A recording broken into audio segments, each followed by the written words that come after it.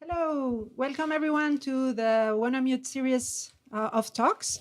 This is thanks to the support of two institutions, NTNU and University of Oslo. And so before introducing our speaker today, I would like to especially thank all the team who, thanks to them, this is possible, starting with the MCT students from both Trondheim and Oslo, Karolina, Mary, Eigil, Jørgen, Sepehr, Shreejay, Espen, Elias, and Eirik. And also thanks to the MCT teachers, especially Robin, Daniel, Anders, and Alexander. And so I would like, we are very happy to have today here Angela Brennecke. She's professor at Film University Babelsberg, Konrad Wolf. Professor Angela Brennecke is also a musician and illustrator. And she has a PhD in computer graphics from the University of Rostock. She has also broad experience from industry. She worked as a software developer at Native Instruments. She also has experience with European projects, working with different ICT proposals, H2020. And she will be talking about her different experiences and mainly this new master she's leading, creative technologies. So please welcome Angela Brennecke. Thank you very much. And hello, Oslo. Hello, Trondheim, of course. Great to have you here. And also hello, Germany. Since this is streaming, I know that, or at least I shared the link with a couple of good friends, and I hope that they are watching. It's great to be here. Thank you very much for the invitation. And although I have so many experiences, I just learned about them again. I am pretty excited in this portal scenery, and I hope that everything will go, will just flow. So today I brought a presentation. I prepared a presentation for you, which I called "What's in Your Story?" And it is basically about creative technologies for film and storytelling. And I'm playing a little bit with the words because the story is, of course, the core business at the Film University. And everything that is related to storytelling, be it on a technology level or on a screenwriting level, is basically the core business that is being taught. And sorry, I'm super excited. Since I want to promote a little bit the new program that I am leading together with my colleagues, so it's not only me, it's also my colleague Lena Giesecke. I will show you some pictures. I want to promote our study program, and this is basically about creative technologies or how to use technologies to support filmmaking and media productions on the one hand side, and on the other hand, it is also about teaching or training media artists basically to better understand technologies and to follow their artistic visions and implement their artistic visions using technology, basically. So this is why I called the presentation, "What's in Your Story?" And first of all, I wanted to show you this picture, which is one of our cinemas at the Film University, as you can imagine. Since it's all about film there, we have lecture halls that look like cinemas, and this is one of 4 of these halls. And other than that, there are several other study programs that are being offered at the Film University, for example, sound for picture, media studies, cinematography, and many more. I just selected a couple of them here, which are being taught. And among them, we also have creative technologies now only since 2016, where it was introduced. And what I would like to talk about today is, first of all, I would like to give you a short introduction to the Film University, because I assume you have not so many information about it yet. Then I will briefly explain how we set up the Creative Technologies Master's Program and present a couple of projects and activities that have already been conducted or that are ongoing currently, and finally present few of my research interests, and hopefully we will then connect also and talk about possible collaborations. So let's start with a few words on the Film University. The Film University is the oldest film school in Germany. It was founded in 1954. You can see on the left-hand side an image of the first cinematography class that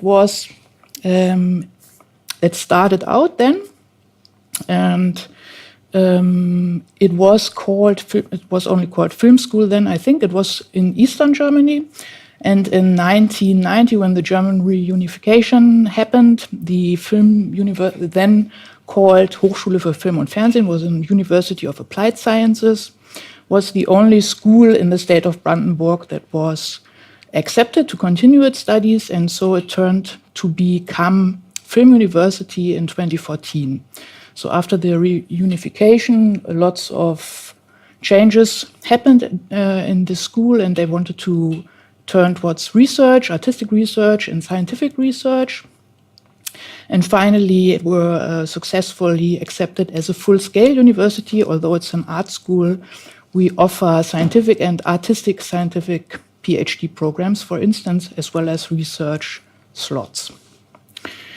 So on these pictures, you see the main building of the Film University, which is quite impressive, a large building made of glass and steel. It is located at Marlene Dietrich Allee, which is of course fancy for this film school. And we have round about 150 film productions per year. And although the focus is a very traditional film and media production focus, since a few years, the focus also changed to new media productions, especially virtual reality media productions and 360-degree videos. And in that context, also new ideas regarding ambisonics, wavefield synthesis, and so on in the sound field have started to progress. Very generally, the Film University is on the lot of the Studio Babelsberg area, which is part of the Media City. So there are lots of media-related companies, tech companies, but all of them are basically focused on some kind of media production work. And the latest addition to this Media City, Babelsberg, is depicted on the right-hand side. It is the WoLoCap studio. And WoLoCap is a new studio environment where you can capture volumetric video, which can then be turned into 3D meshes. So what you see here on the picture is basically a large tube which has 32 stereo cameras installed. And this can be used to capture volumetric video of acting scenes. And these can then be turned into 3D meshes and be used further in computer graphics environments, for example. And speaking of new technologies on this Studio Babelsberg lot, I would like to move on to creative technologies, which is this new study program, a Master of Arts program. Here is our new logo. It was introduced in 2016. And the idea was basically of the Master of Arts to install or to establish a study program at the Film University, which brings software development competencies and technological development competencies to the university, basically. Because so far, you can imagine media production nowadays, of course, uses digital applications, also for film production, certainly.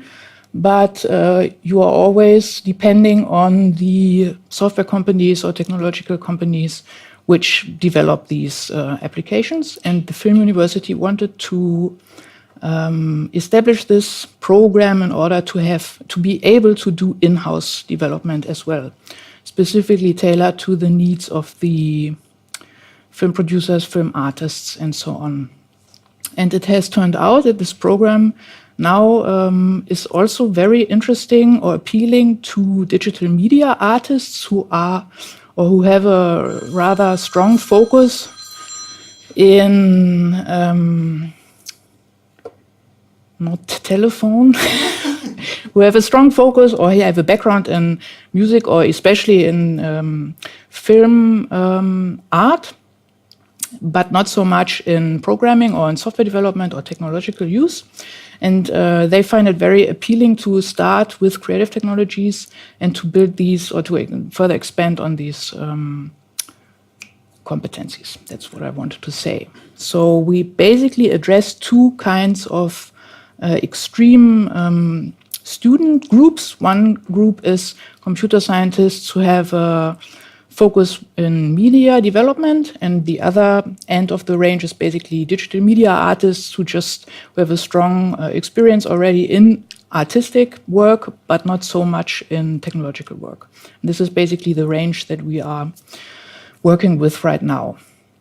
So as said, the master program was introduced in 2016. It runs for 2 years, one master, with 4 terms. It's an English and German program, which is basically because the curriculum offers quite a range of elective classes that you can pick from the general portfolio of the Film University. And these classes are taught in German, most of them. We are currently working on changing this a little bit, and the development in the Film University also goes into the direction that there are more and more classes being taught in English or can be taught in English if necessary. But at the moment, if you want to apply for creative technologies, you have to provide both language certificates, English and German as well. And the next application deadline is end of May. There's one application deadline every year so far for the winter term. And we are very much looking forward to seeing new students and welcoming a new group of creative technologists. This is currently basically our team. On the left-hand side, that's me. Next to me is my colleague Lena Giesecke. She is professor of visual media technologies. She has a full position and is basically driving this program since 2016. And I have joined in 2017. I have half position, and my focus is on audio and media technology and interactive media technologies, although the interactivity part is basically fluent between the two of us. Then next to Lena stands our IT assistant, Stefan Püst. He is really doing lots of work to establish all of these infrastructures that we can actually do software development at the Film University, and he is followed by our office assistant, Dana Edelmann, who currently is in the move to switch to another position. So we are hiring someone new. And then we have a research fellow since last term, Pierre Depaz from France, and he completes our portfolio of teaching basically with physical computing expertise and also with specific interests in educational theories and social sciences, so to say. So for instance, next to physical computing, what he is also doing is politics of code. So also very programming related, but still with another focus on how to use technology for storytelling or for conveying some kind of artistic project. Yeah, and other than that, the main focus of creative technology is basically divided into 3 aspects. One is artistic, technological, and academic perspective or competencies that we want to train. And it is, as I already said, basically the goal to enable artists as well as computer scientists who would like to expand more on the artistic range of their competence field to use creative technologies or to use creative tools to develop their own creative tools in order to implement their artistic ideas. So to understand technology more as a tool to actually achieve some artistic goal than as some weird digital, difficult mathematical, something that you don't really understand. So we want to really to make it accessible and to turn it into something that can be used for creative work, basically. That is one aspect of the education that we have set up so far, of the curriculum. Another aspect is, of course, the technological side. And we offer quite a lot of different lectures where you can get to know different types of technology, different types of programming environments. I'll show you a list later on. For example, VR, AR, whatsoever, what is currently new and important for media productions. But next to that, another aspect to this technological field, what is important to us is also to train the students in technological workflows and in software development workflows, and to get an understanding of the differences between these technical-oriented workflows versus artistic workflows, because it's oftentimes, at least to my experience, very different and very difficult if you are not familiar with that. And yeah, so the workflow and the processes are also one strong aspect that we want to put through, so that the management part of artistic projects are supported as well. And finally, we also have a strong part regarding scientific and academic research, which is divided in especially scientific or academic methodologies regarding scientific papers on scientific paper writing and reading, as well as artistic reading and writing. This is just a short outline of our current curriculum divided into the 4 terms. As you can see, the first 2 terms are pretty packed, and the reason for that is basically that we have this wide range of students that we want to address with previous expertise in computer sciences and with previous expertise in artistic not sciences, but artistic work. And therefore, the first 2 terms are basically focused on getting everyone on the same page. What we offer here specifically is theoretical lectures on audio and graphics development, as well as creative coding in the first 2 terms.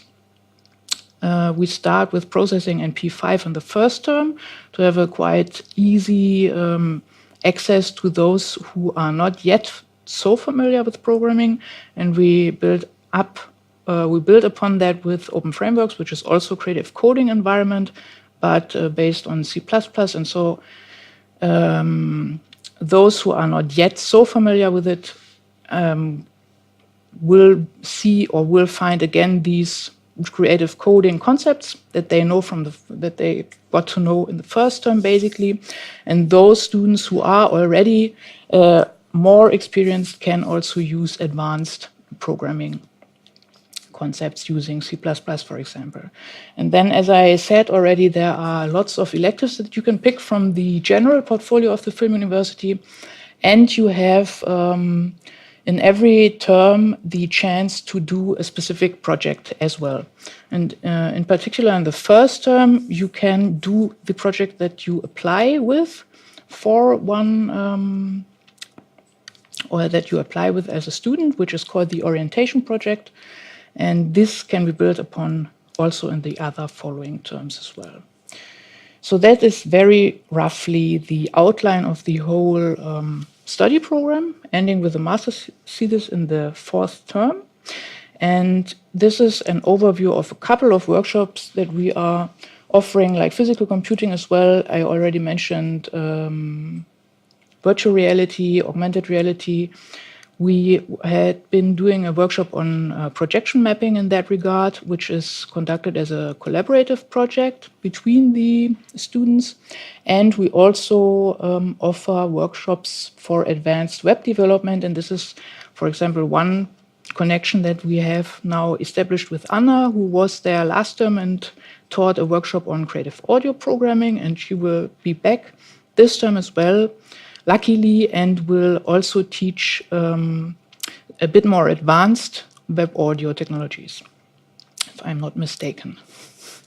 Yeah, so this is just a very rough overview of what lectures we have. And now I would like to show you some projects that have already been conducted or that in progress.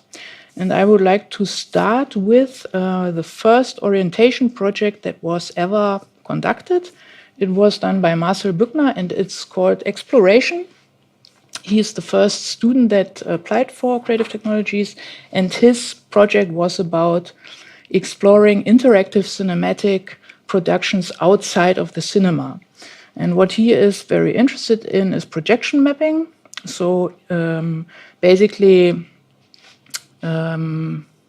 calculating specific projection maps that depend on the scenery that you want to project it on. In this case, it is simply a plain wall where he projected his CGI developed film onto. And he also wants to involve the audience in it. So the projection mapping has interactive elements. Basically, what he did is he worked together with other departments at the Film University. You can see a few here. So he worked together with production design, with screenplay. They wrote a little script. And of course, with the cinematography class with sound, and recorded a short film against green screen. The story is basically the fight of the protagonist, who is depicted on the right with a white shirt, against the room, which is in this case depicted in green. And he fights with the room, and on a meta level, this is basically the fight of the creative process, where you always fight, have stages which are flowing, and you have stages which are rather difficult.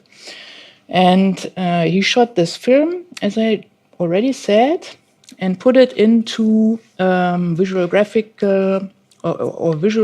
environment called VVVV, where he connected it with several interactive means. I will show you a few in a short video section in a moment, and also where he added CGI to the film in order to implement his idea of the character actually fighting or interacting with this room in the end. And the film stops at certain moments during the playback and is caught in a loop and waits for feedback from the audience, basically. And he implemented 3 looping sections. The first one is basically where someone walks past a sensor, and after a certain amount of having passed this sensor, the film continues, for example. Another interactive event is clapping, so loudness. The audience has to applause to some of what the actor does during the film, and once the applause exceeds a certain threshold, then the film continues. And the last one also has to do with lighting changes. So I will show you the short section of this film now. It's an excerpt.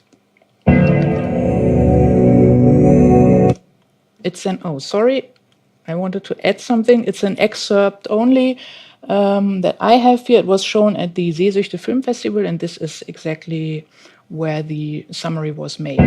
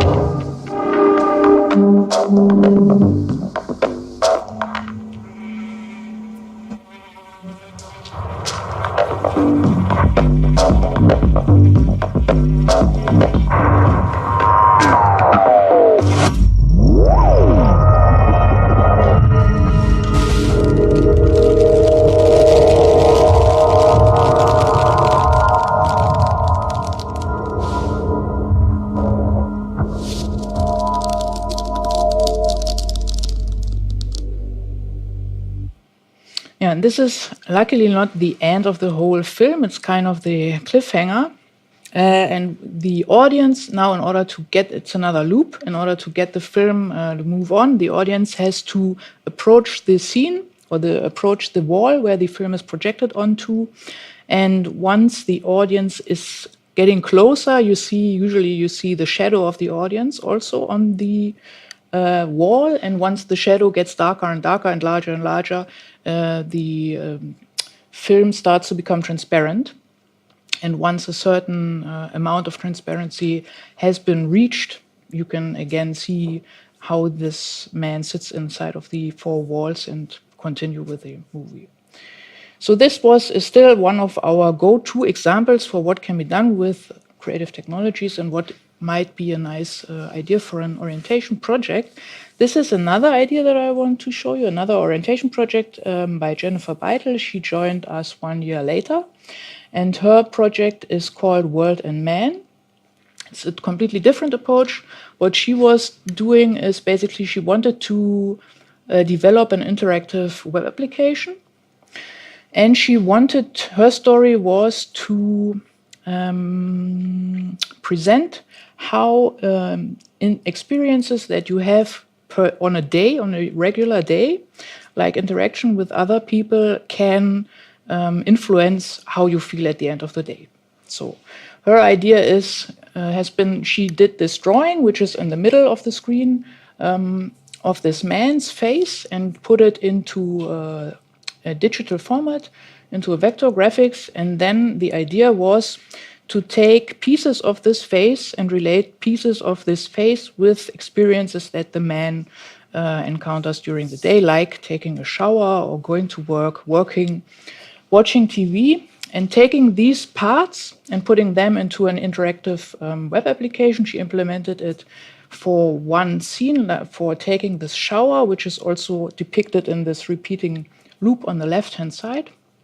And you can, as a user, open the website, change things like, for example, while taking the shower, turning the temperature of the water to cold or to warm, or adding music, or giving him soap, or preventing him from showering nicely. And based on that, in the end of the day, he will either smile or he will have a sad face. So that was the idea of her orientation project. Completely different, but also a way of interpreting a story idea using technology. And another example of an orientation project has been initiated also by Jennifer and another student, Marco Strava, who joined us last year. It is called Shadowing, and what they did is an interactive collaborative arts project, basically, where they use a photo camera and a transparent wall, and users or passers-by can take a picture behind that wall of their shadow, and it will immediately be put on one website, which is basically a collaboration of all of these shadows. Sorry. This is also a short excerpt of this project.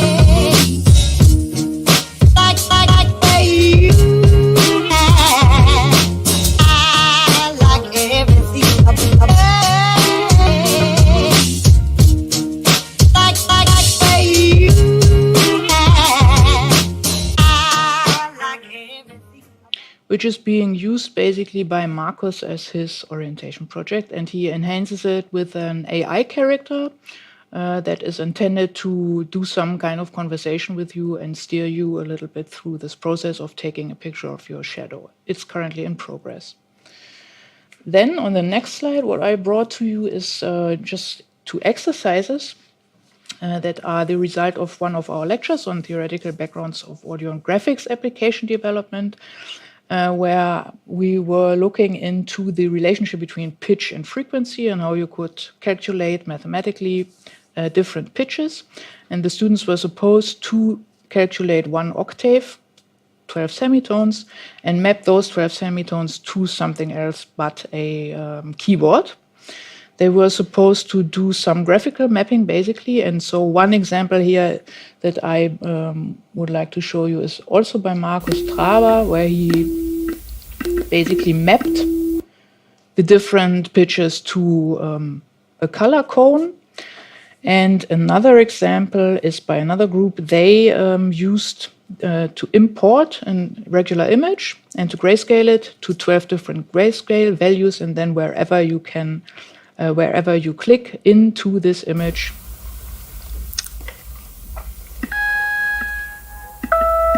will also be mapped to a different pitch. So this is basically just an example of how we try to get everybody on the same page with using web technology, with using theoretical backgrounds of musical tone generation using latest technology, basically. And also trying to encourage them to think out of the box and not only use regular keyboard images or keyboard setups, but rather think about what could you do? How else could you approach a scale in this example, for example? Okay, so other than that, what is also very interesting for me is that the Film University, of course, has a strong tradition in film production and in also teaching the students on a very high level to work in media production in general. And in this context, also sound production is one important part of the whole process of doing film. And I was so lucky to supervise one master's thesis by Erik Lehmann, which was called Searching for Sounds. And he was a student of the Sound for Picture master program. He did his master in fine arts, and he was dealing with how to find a better way to search for sounds while maintaining the necessity to also provide or to also support professional workflows.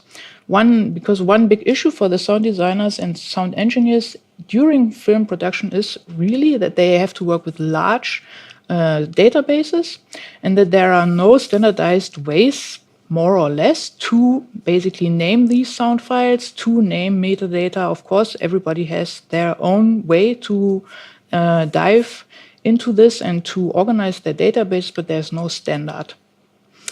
And so what he was doing, he was first of all evaluating basically all tools available on the market, and also looking into different visualizations of sound or different approaches towards finding similar sounds that are more accessible than just getting a list and understanding how these lists or how these databases are organized. And there he found the Freesound Explorer and also found Anna basically as one of the participants in the Audio Commons project, and this is basically how we met. But the Freesound Explorer, although it is very creative and very visually supportive in terms of finding similar sounds, it is not very accessible for or suitable for these production workflows. And so what he did was basically adding some features like a general list view to the Freesound Explorer and some other stuff in order to actually turn this research product into something that could be used in real production workflows, which was very interesting to understand that there are actually these discrepancies also. So that was one master thesis that I was supervising together with the sound department, and this is another master thesis that I'm currently supervising that is being conducted by Stefan Püst. He is doing his Master of Science in Digital Media at a different university, and he is researching sequencer interfaces. So he has done a lot of research in all the different approaches towards sequencer interfaces and interaction methods that are being offered by them. And based on that, he is building his perfect design for a sequencer interface, and also adds using Reaktor, some kind of Reaktor patch that allows him to actually play back or make music with the physical computing that he is putting into his master thesis. This is currently ongoing, and I'm very much looking forward to see finally what he is implementing here. And another project activity that I'm conducting, and that is also very interesting, is an collaborative seminar lecture that I'm doing with the sound department, which is called Interactive Spatials Audio, where we are trying to connect basically the software development skills of creative technologies with the sound engineering skills of the sound department, and where we wanted to use virtual sound objects in the room and actually move them around with a ultra-wideband tracking system. And what you see here on the left-hand side is the wave field synthesis, one array of the wave field synthesis system that was built by students of the sound department that we were using.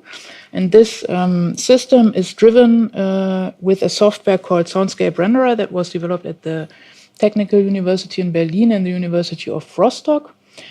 And the Soundscape Renderer offers many different audio rendering algorithms, and among them also wave field synthesis. And what we wanted to do in the last term was basically connect the Soundscape Renderer software with a ultra-wideband system by Localino. So you have basically, as depicted on the lower right-hand image, 3 anchors in the room that allow for localizing these tags that you can then use to move around. And we wanted to connect this with sound objects, which was unsuccessful so far.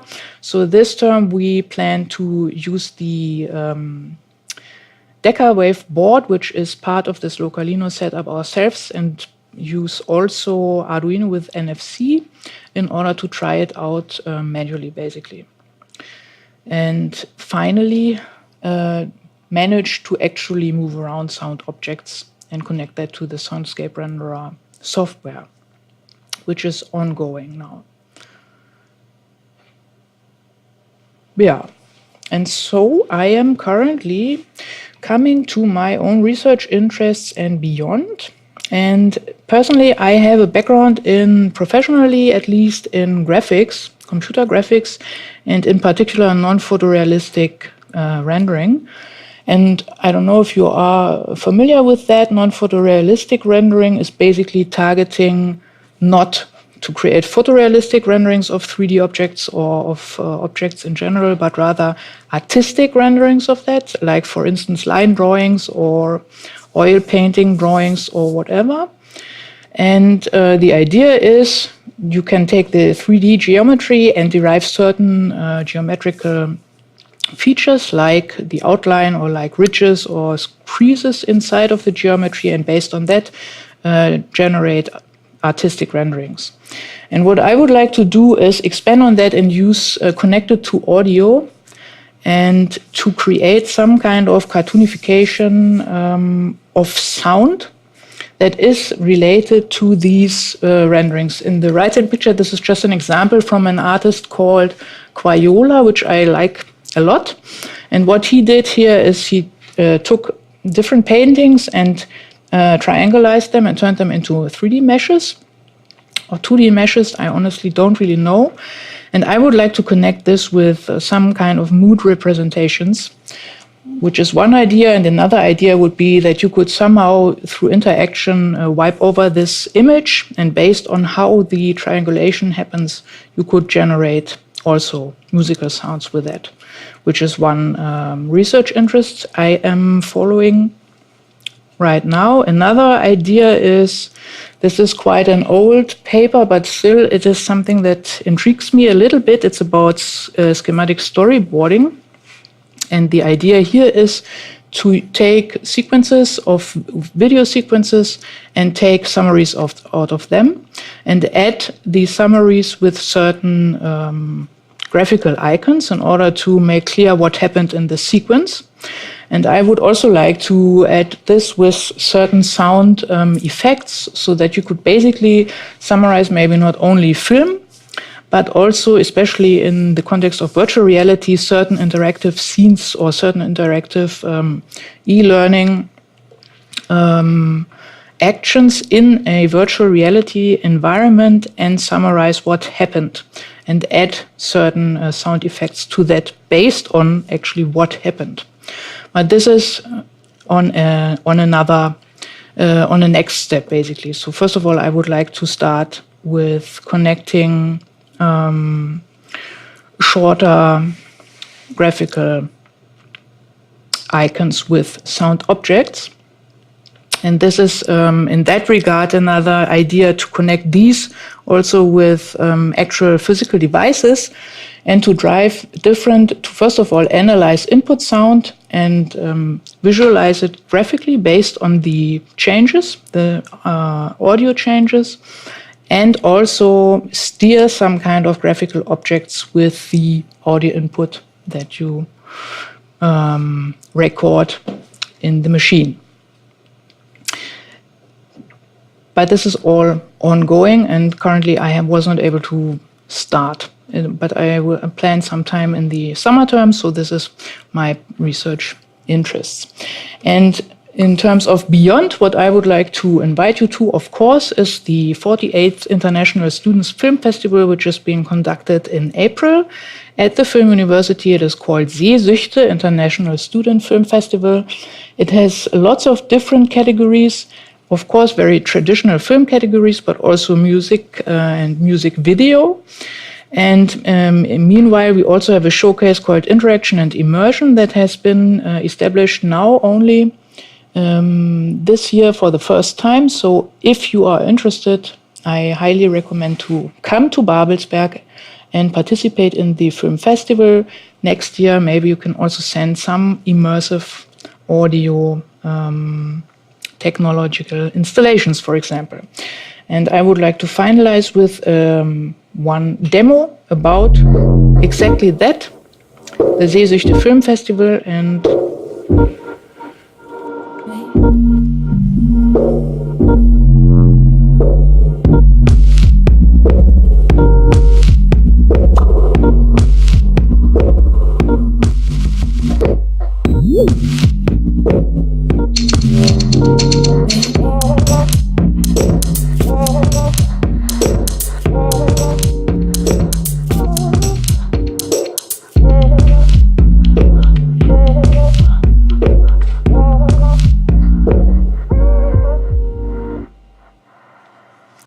say thank you very much for having me and for listening to my talk.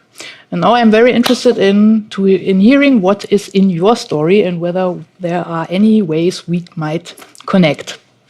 So thank you very much.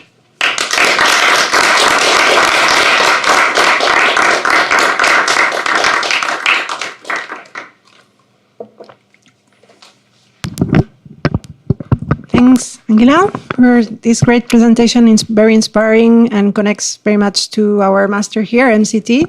So wonder whether there are any questions here. We can start in Trondheim. There are any questions here in Trondheim? Yeah? How's the teaching situation? Is it more in workshops or? It differs. So we have workshops, in particular, the workshops on virtual reality or advanced workshops like this programming workshop that Anna is going to do, where we mostly all of these lectures where we invite external lecturers are being done as workshops, but the regular courses are being taught on a regular weekly basis, more or less.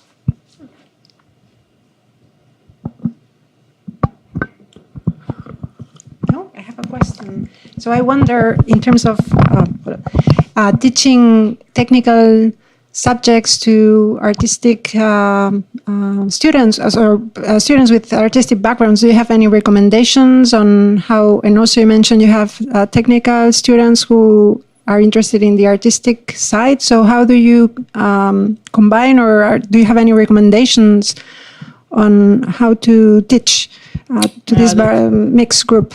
It's a very good question, and also something that is and not bothering us, but it's a very important topic also for us. I don't really have a recommendation. My experience so far is now we had for the first time a class or a group of 7 students, and they were really balanced between computer scientists and more media artists. And it worked actually pretty well, which is not a recommendation at all. But we found somehow we always try to make the technological part accessible for those who have no experience, and at the same time add some challenges in terms of artistic reflection or artistic tasks. So usually I would say, we are working with project tasks where you can basically, you have a certain amount of what you should do, which might be easy for those who are experienced, but then there is still a lot of headroom in terms of artistic work that they should do, which balances out these two groups. Does that answer your question? Yeah. So that's how we did it, tried to do it, and it worked quite well, I must say. The group has grown together really nicely, and an important thing for me personally also is to see that they start to appreciate each other's strength and they compensate for each other's weaknesses is too negative, but maybe, maybe that's it.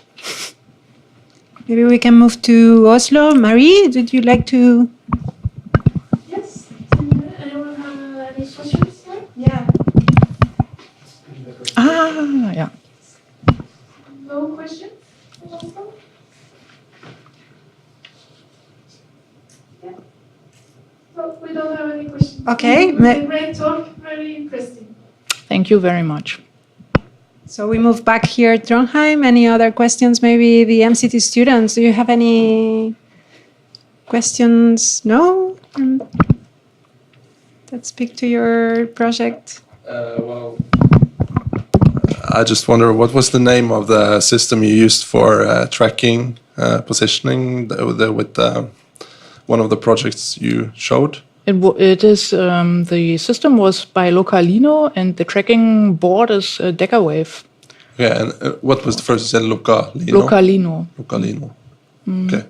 But it's basically using the Decawave board and Decawave. Decawave. Okay. Yeah. Thank you.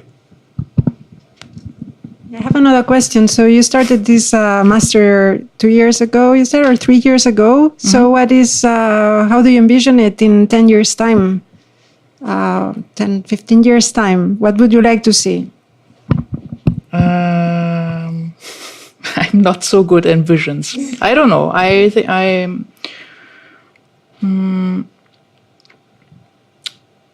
really would like to see collaborative artistic projects. That's basically what I can say about that. I really like the combination and the collaborative work that these different types of students do.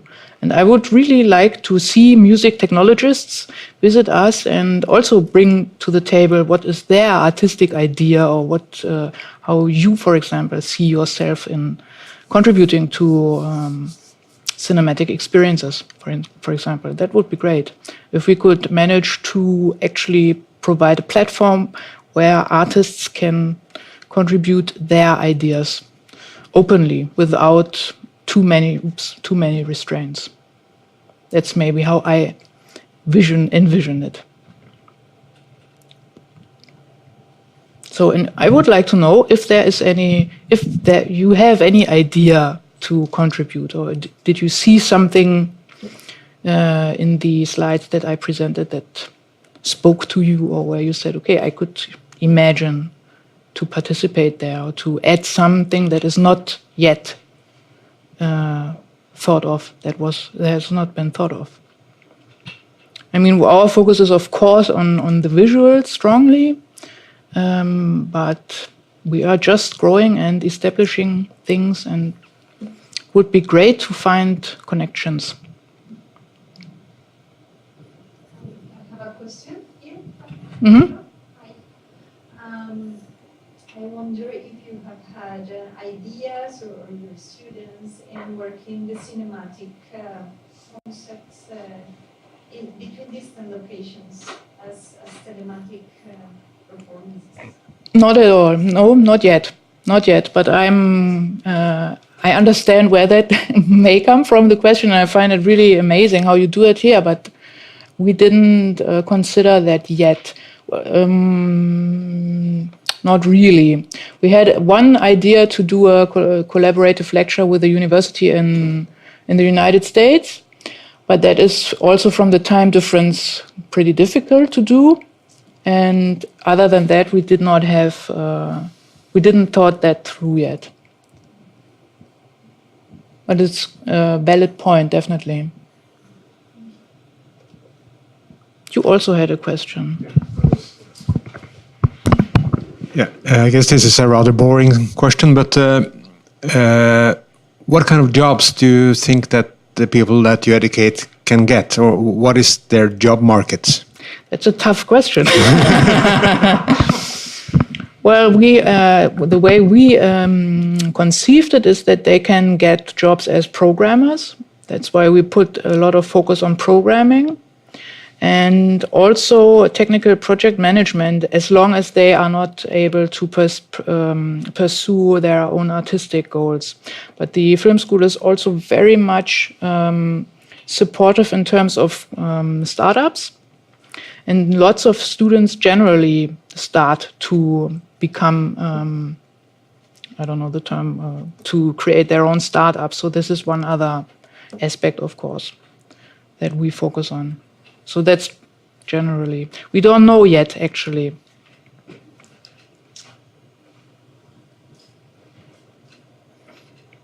Okay, thank you very much then for listening. Thank you.